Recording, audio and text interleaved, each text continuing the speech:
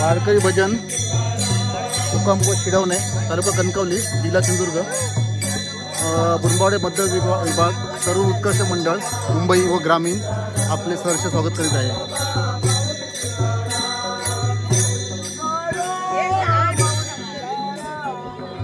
नमस्कार, मी वासुदेव रामदेव साळवी। माझं YouTube channel आहे, आवडलं तर प्लीज लाईक सबस्क्राईब करा। धन्यवाद।